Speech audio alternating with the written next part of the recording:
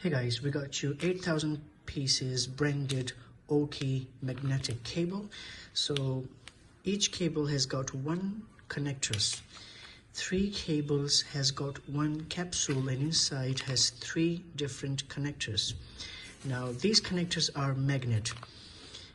Let's suppose this is Android, right? And you want to connect with Type-C phone. So let's connect with Type-C phone.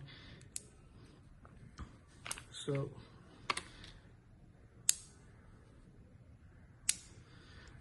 let's see, right? And this is my Type-C phone. See, strong enough.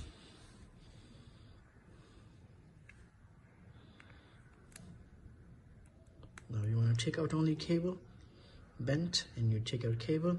You want to take out complete. Take out my power bank.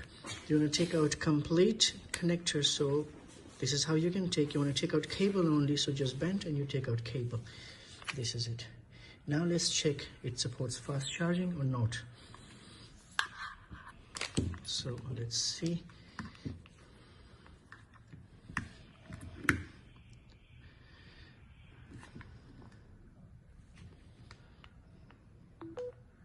Fast charging, although it's 2 meter.